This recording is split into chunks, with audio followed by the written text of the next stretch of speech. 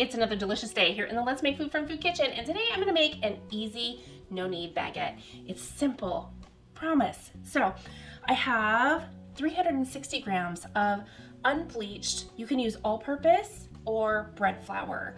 I'm using all-purpose flour here. This is 355 grams, or about a cup and a half, of lukewarm water, 2.3 grams of active yeast, and 2.3 grams of salt, also known as 1 teaspoon. So when it comes to bread, I like to measure in grams. I use a scale. I just have a kitchen scale. They're not that expensive if you can get one.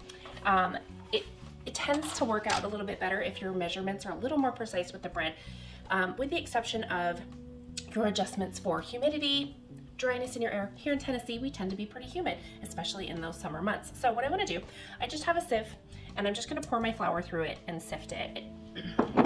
It's really quick and easy to do.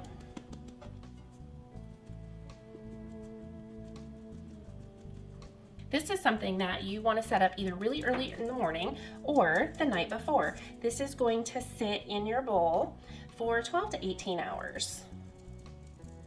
Okay. There we go. See, I had this one little piece of something in there. I'm glad I sifted it out. There's my flour. I'm just going to put in my salt and my yeast. We're not going to worry about the salt and the autolyze process today. This isn't sourdough. I will make a sourdough baguette too at some point. I've done the bread and the starter for you, and we'll do a baguette soon. All right, so that's just well mixed together. I'm just gonna pour my water right on in there, okay? And you can mix it with a whisk, with a spoon, but at some point you're gonna have to get your hands dirty or be willing to scrape off a spoon. So I'm gonna switch over to my big spoon. And all you need to do is get this thoroughly combined. There's no kneading to this at all. And as you know, I prefer to do a sourdough because there's no added commercial yeast into it. If you're going to eat bread, the best bread for your digestive system is gonna be that sourdough. But we don't all have time or patience to make a sourdough. And so, be that the case, I wanted to come and make this style for you as well. While I encourage you to do sourdough, it's not the only answer in the world. Okay, so I am satisfied that this is thoroughly mixed. I'm just going to clean off my spoon and rinse my hands and grab some plastic wrap. All right, I've got my plastic wrap, and I'm just going to cover this. You could use a towel, but I personally want my moisture content to remain the same. This is, actually, I was gonna show you this. Oops. This is a very wet dough, and it's going to be different to work with if you've never worked with a wet dough like a sourdough. And we're gonna go over that tomorrow when this is ready for you to see how much it rose up overnight, and then we're going to shape it into our loaves. Now this is for 1 large baguette or 2 smaller, like half-size ones. And I bought this for home because I started making this in my kitchen. My kids love, love, love this baguette recipe. They love the sourdough, and I make that too, but I don't always have the time to make the sourdough. I'm busy too, I understand. So I got this pan. As you can see, it's got the loaf shape, and it's not required. It's not necessary. It just makes it easier for me. You can shape your loaves with just a simple towel. So I'll go over that tomorrow when this is risen. In the meantime, this is gonna sit, and I will see you in the morning. Have a great night's sleep. Hello, hello, hello. Did you have a good night's sleep? Oh, it's probably only been a few minutes for you. Unless you paused it because I added chapters, and then you went to bed too, and now you're like, like me. As you can see, my dough is nice and bubbly. It has grown overnight. It's like the fastest child growth ever. Okay, I have my pan here that we kind of talked about. I did get a baking sheet, which I won't use to bake. I'm just going to use it to catch some flour for easier cleanup. I'm just going to quickly dust this a little bit. I don't need a lot. There are holes, so it's going to fall through, which is why I'm using that baking pan, just to kind of help mitigate some of that mess. Now, as we talked about, this is for 1 large loaf of baguette. I am going to divide it into 2 smaller. Okay, I turned this over so I'd have a smoother surface without those ridges. And I'm just gonna dust it really well. Because again, remember, this dough is very wet and sticky. Okay. I'm gonna get some all over my hands. I'm being very generous with this. You could also get your hands wet to deal with your dough. So what I wanna do is just start scraping it from the sides. As you look at how wet this is, that is normal. That is what you want. And we're just gonna get it all out of the bowl and onto our very well floured surface. The next thing I'm gonna do is grab my bench knife and put this below. I'm gonna take my flour and just dust the top a little bit. We are gonna be adding in some flour during this process, and that's totally fine. Add some, more to my hands. That was a lot. Put some over here. Okay, now I'm just going to start getting it something resembling the shape of a baguette. Okay, now as you can see, some of it is going to stick. Well, I floured that one really well. If you can look right here, there we go. It sticks a little bit, and that's okay. We're just gonna flour and get it well covered, and then it'll start to allow you to form it. So I am just going to start folding it upon itself. And if you find, I have this one spot in the back that is really sticking to the board, so that's where the bench knife comes in. Simply scrape and fold it over, and then you can take that part that's sticking and just get a little flour on it. Okay? So that should help. You lift, see? Right there how it just takes it all right up. And then when I have something that resembles an even-sized shape, both in length and width, I'm going to then take my bench knife. And if you don't have a bench knife, just use a regular knife, which won't work necessarily for lifting it, but I'm gonna divide it into 2 sections for my 2 loaves. All right, we're gonna dust those halves again because I've just cut it open and so it's no longer coated. And we're going to begin making 2 separate dough balls.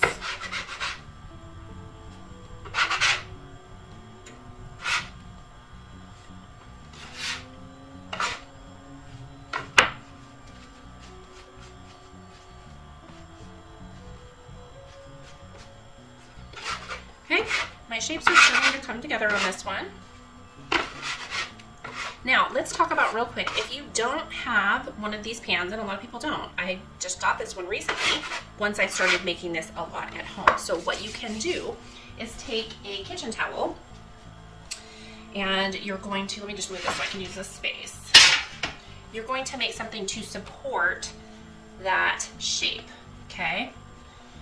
This is something you're gonna have to dust really well with flour, but if you take this and just create the ridges like I've done here, you can flip it over just like this, and now you've got your valley for the bread, and that'll help support the sides, because what it's going to do, you're going to let it rise for another 1 to 2 hours. So you want something to kind of support that shape a little bit, because it'll start to flatten out if you don't. And you're going to bake it, if you don't have one of these pans, you're going to bake it right on a cookie sheet, so you want it to have that shape right up until you throw it in the oven.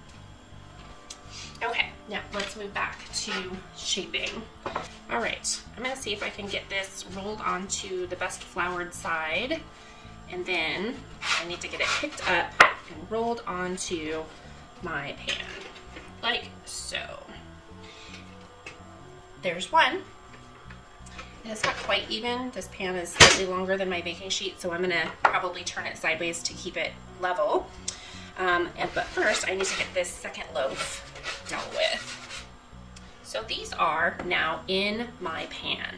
So what I want to do, I'm going to just take my sides here, my ends, and tuck them a little bit to try and form less of a tip on it. And that's just a preference for me, because this is such a wet dough. You want to make sure that the top of it is also dusted, because you're going to cover this with a tea towel or something like that, and you're going to score it real quick first. Let me just grab, let me clean up. I'll be right back. Okay, these are my kitchen scissors, and what I'm gonna do, you can do this with a knife, but I find that the knife just kind of grabs and drags, even the sharp ones. So I like to use scissors because I can then go in, tip it a little bit, and make a couple of really good scores, okay? Like so, okay? I'm gonna dust it one more time real quick because I just opened that up. And then I'm gonna set it aside for close to 2 hours. This needs to rise some more. So here we go. I'm gonna set it sideways on my pan. I'm gonna cover it up and I'm just gonna let it be. About a half an hour before I bake this, I'm gonna turn my oven on to 450 degrees. Then about 5-ish minutes before I'm ready to bake it, I'm gonna take 2, maybe 3 cups of water and boil it. I'm gonna need a shallow tin.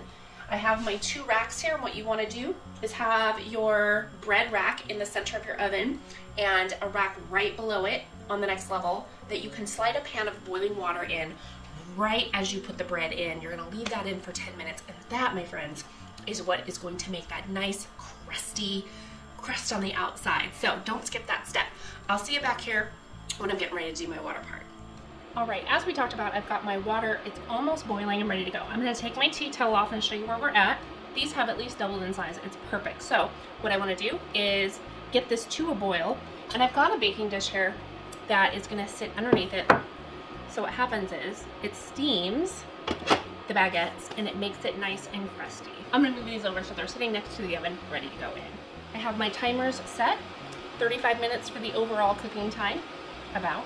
And then 10 minutes for my water time, because the water we only want to leave in for the first 10 minutes and then we'll pull that part out. Then it'll continue to bake until it's nice and golden brown. It's about 35 minutes depending on your oven and all those other factors, so keep an eye on it. We are at that rolling boil. I am ready to just go ahead and pour this in.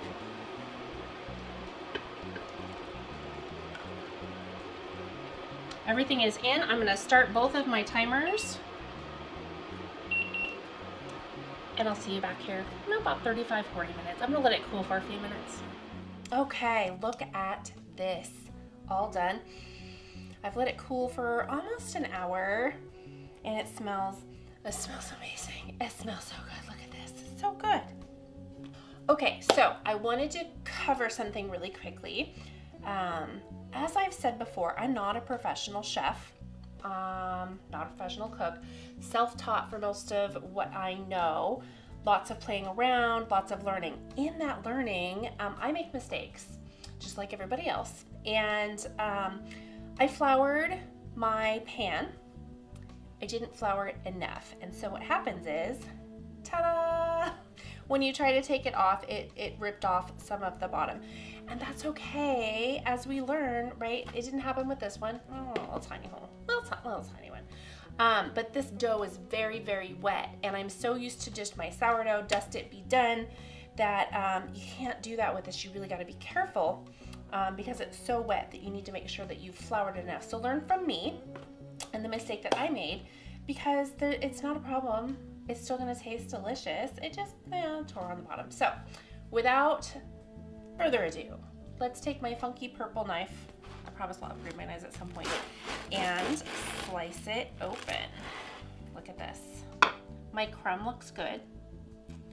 And when we talk about crumb, this is something that I've learned, is that it looks even throughout. So you don't have like a squished part at the bottom where it kind of fell. So I am just, you know what, let's do it this way. So we can see more than just a slice. Look at that. It looks beautiful. It smells so good. The crust is one of the things, it just sounds good.